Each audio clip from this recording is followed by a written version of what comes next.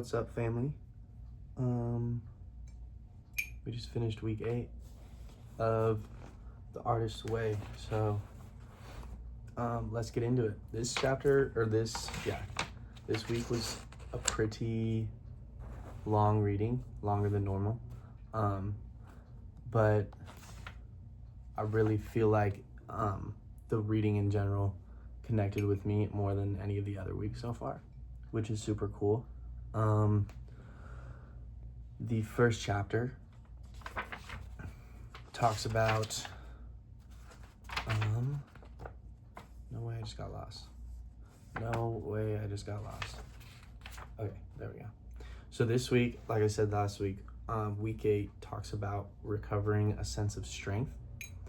And it was kind of just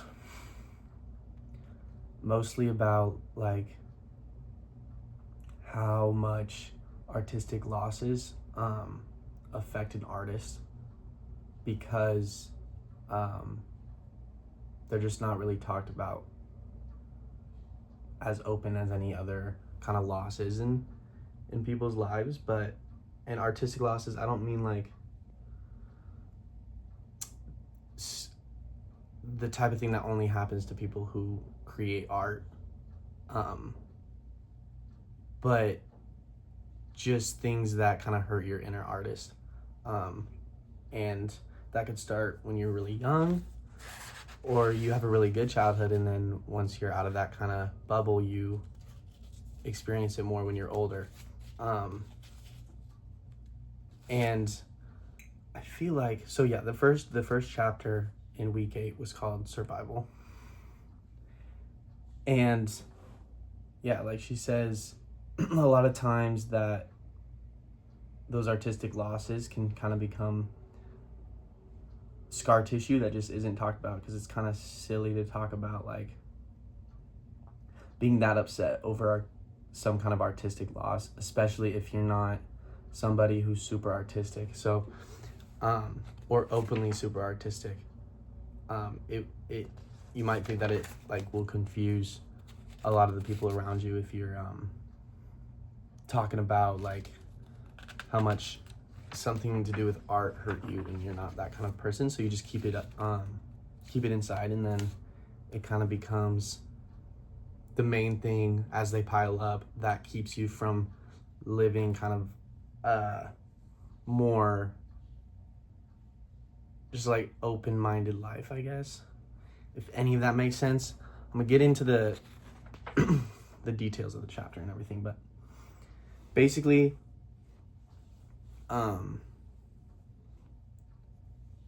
she goes into like criticism, and when you're young you have all these like, at least for me, I had a lot of a lot of my creativity, I feel like, bloomed when I was younger, and I feel like that's true for a lot of people. Like kids are just, they're not scarred by anything yet, like they aren't exposed to anything that kind of blocks that. So she kind of talks about how those early those criticisms can kind of damage you, especially as a child, when you're not going to talk about it, and then when you're older you're not going to talk about it. And so for a lot of people it just like sticks there unless you have some kind of crazy ego or crazy talent that kind of carries you past that stuff, where it's just like you're kind of just in the position to push it past you. But if you don't have anything like that, like if you're not a very confident person, then it's really hard to become an artist, which I didn't really think about. But I mean, a lot of artists, you have like few rare cases where some artists don't seem that confident in themselves, like whether it's in their music or whatever, and then they happen to make it because of that kind of insecurity. But for the most part, when I think about artists, not even just like musicians, but like any artist, they've got a good level of ego to them, where they're just like, they could push past any criticism. And one thing I wanted to point out that she pointed out is your artist child or like your artist doesn't get hurt by truth. Like truth won't cause the tissue. So like if someone criticizes you well and it's like actually sounds like they're critically thinking and not just spewing just projecting their own hate on you, it's like that's not gonna hurt you. When people are really trying to help you and criticize your stuff in order to make you a better artist or whatever, that's not gonna hurt you. You're gonna take that and build off that, you know? But it's the other side of people where it's like you can't refute them. They're just like, this shit sounds ass, or that shit looks terrible, or things like what are you gonna say to that? All it's gonna do is hurt you. So Julia kind of talks about you gotta talk about that. Like you gotta say something about that, or else it's just gonna bubble in you. And then she talks about, what was his name? Ted finished a novel and then he sent it in to an agent that he paid $100 to send it to this fool. And this guy gets back with him on like some, this book's half good, but it's also half bad. And so overall, mid. He basically just called it mid. And so what are you supposed to do with that? And then on top of spending $100 for that response, like, yeah. So she kind of talks about how Ted was blocked for like a lot of his life until he met Julia, and then she told him he's got to write a book again, and it just takes time to heal from that. It's like a athletic injury where like that's gonna happen. Every athlete's gonna like go through an injury and sometime where they gotta heal, but you can't heal that shit until you face it. So if you're going into a game with a slightly torn muscle, then it's gonna get messed up. So same thing with art. If you get that feedback and you're just like, well, happens to everybody, whatever, and you don't acknowledge it, then it's not ever gonna heal. So Ted, she talks about how Ted had to face that stuff before he was able to kind of write another book, and then he wrote an amazing book. And like things work out when you just work with that shit, you know. So the second chapter was Ivory Power, but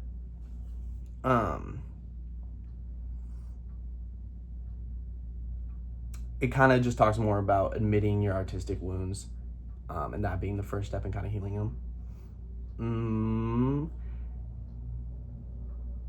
And then she talked, so the next chapter is Gain Disguises Loss. And so that kind of just talks about, to keep it short, every time that you experience a loss, artistically, or I guess it works out in any way, view it, ask yourself how it can benefit you. And I know that's a little bit cliche and like, duh, you can do that. But I feel like with art, like I've been turned down a million times sending out emails and just sending out my music to bigger playlists and blogs and things like that. And I've never really sat down to ever be like, well, how can this help me? I mean, I just sent it out and they said no, or they said something negative about it. So how could that possibly turn into a gain? But if anything, it's helping me learn what catches the attention of writers and bloggers. And now that I've done it a million times, 50 of those times hit, and I kind of learned what in those messages made them react compared to the ones that didn't react and things like that. So that was really good. The biggest thing I wanted to talk about was her, and what connected to me the most about this week was her talking about the difference between intellectuals and artists, and how a lot of her friends are teaching music in school and teaching stuff, but they're still like some of the most blocked creatives she's ever met. And she talks about how the, I guess, wavelengths, if you want to call it that, that like intellectualism and art run on are kind of opposite. They're just not, they don't run on the same wavelength, is what she was saying. And I don't know, that's really interesting to me, because obviously I'm going to college. Obviously it's not for, my stuff isn't even like for art. Most people would say it has nothing to do with art.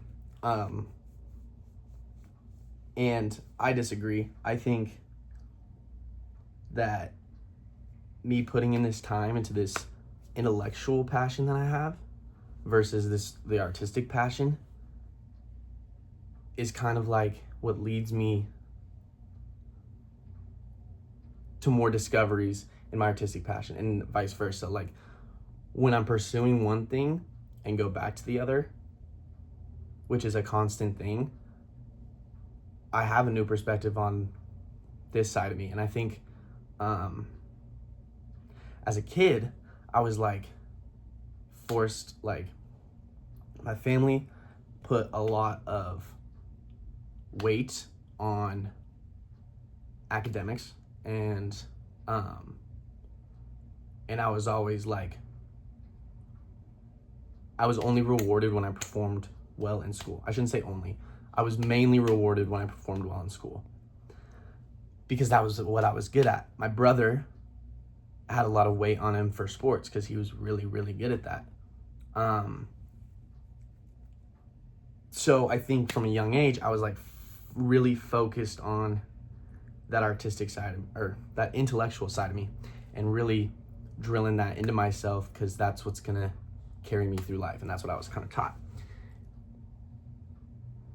But there was always that like little part of me where I'd be performing in plays in this club, or I'd be on choir, or in this musical, whatever. But that was only because I wanted to do it, and it wasn't like I wasn't being pushed to become any better in those things. It was just like, yeah, go do the play, go do the show, whatever. And so as I've gotten older, obviously super invested in this artistic side of myself, and but at the same time I'm still going to school and doing and pursuing that intellectual side. And so that really kind of piqued my interest when she's saying like they run opposite.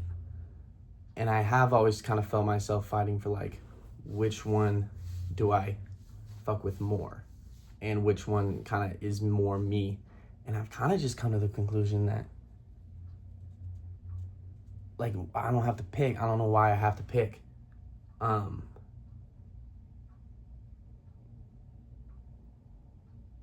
With college, and with it being such a like first year, second year, third year, fourth year, it feels like, all right, this is I'm about to graduate, so this is the end of the intellectual shit, and I can go on into my artistic shit. Or I could have, but that's the same thing as if I just stopped the artistic stuff when I hit college, because now it's time to do my intellectual shit. What I'm trying to say is, I think as long as it's your passion and you have an urge towards it and you're enthusiastic about it, it's tapped in with that artistic side of you, that side of you that's just like, I don't really know the word, like lighter, like open and just like free, you know. That side of you is always it doesn't matter whether you're performing a quote-unquote art or you're pursuing a quote-unquote art. Like, engineering is something that, like, since I was little, everything about it has interested me, and I think that's what fuels my artistic side, is that curiosity, and that's kind of what I'm based in. So I just thought that was kind of a cool way to look at it. It depends on what you're doing academically, I think, and how you're treating it, and if you're still facing those like artistic losses. It's like two separate ways to live while doing the same thing, if any of that makes sense. Let me move on. I'm 16 minutes in. Last chapter was filling the form, and it's basically just like doing something about it, doing something about the artistic blocks, doing something about like recovering, like actually recovering. So she does a little exercise like she's done in some past weeks, where it's like she gives you a sentence and you got to finish it, and it's just about first one is, as a kid my dad thought my art was blank, that made me feel blank. And then the 12th one is, I grew up thinking artists were blank people. So this one was just like connecting dots, and even if you didn't feel like it had anything to do with you, you just wrote down whatever triggered you. So last thing before we get into the tasks and stuff, did some affirmations. She had like a list of them, and you picked your top 5 up there. My 5 affirmations for the week, and I just read these every day when I woke up. I'm a good person and a good artist. I now treat myself and my creativity more generously. I now act affirmatively. I now accept creative recovery, and I now accept God's help unfolding my life. Those ones were kind of like the first ones that jumped to me. So those were the ones that I starred. And yeah, the tasks that I did, these ones were pretty fun. They were mostly ones that I was just able to do in my notebook, and I like those ones because I feel like I never have time when I have to go out and buy something or do something for these things. So these tasks were cool. First one was big one, goal search. So there's like multiple steps to this one. So name your dream, write it down. In a perfect world, I would secretly love to be a blank. And then name a goal that signals to you that you accomplished that. And on your emotional compass, that's your true north. Mine's obviously music.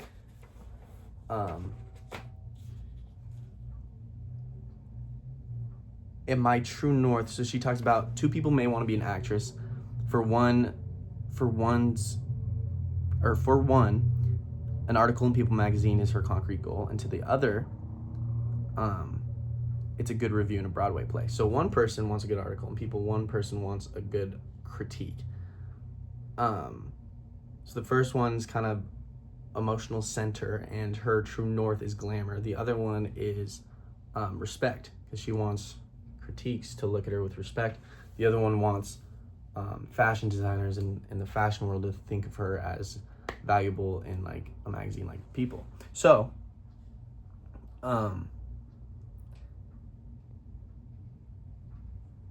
so after you find your true north,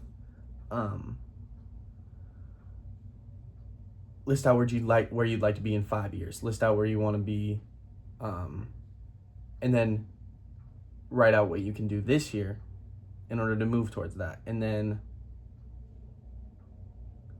all together list your dream, its true north, select a role model, make an action plan from 5 years, 3 years, 1 year, 1 month, 1 week, now, and bang, you got a little action plan. So I did that.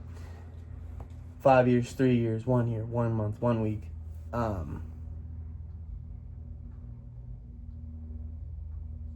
And supposedly should be a good action plan, I'm thinking. I mostly just wrote out like different things I could be doing for my music that I already do now. And then when it got to like 1 year, 3 years, 5 years was kind of where I like got to be a little bit more creative with that stuff. So yeah. Other tasks were really simple. I did some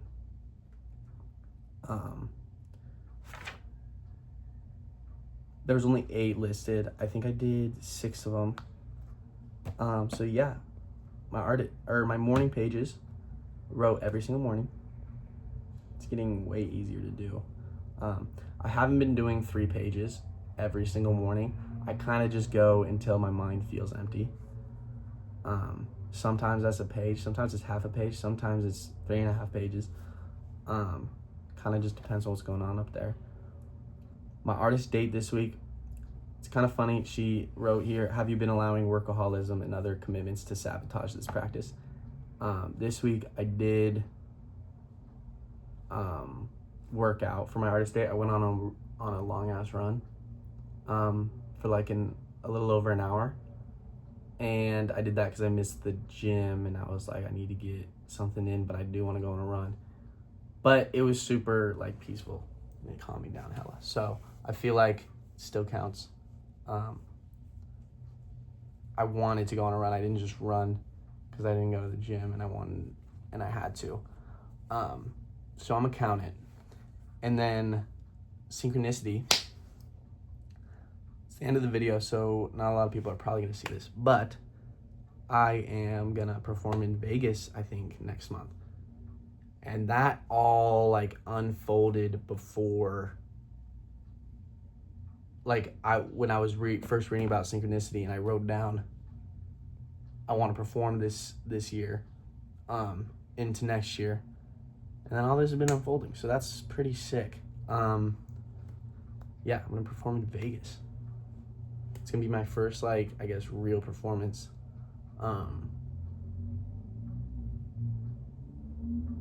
We'll see how it goes. I'm probably gonna vlog it, probably gonna post it on here. If you're watching this right now, all the way to the end, I literally love you. Thank you so much. And if you can come to Vegas, come to Vegas. If not, you'll be on the vlog with me. Maybe I'll do live. Maybe I'll make it live and everyone can see. Yeah, fuck that. That's fucking perfect. Okay. Yeah. See you guys next week for week 9, where we talk about recovering a sense of compassion. It may be tempting to abandon ship at this point. Don't. We will explore and acknowledge the emotional difficulties that beset us in the past as we made creative efforts. We will undertake healing the shame of past failures. We will gain compassion as we reparent the frightened artist child who yearns for creative accomplishment.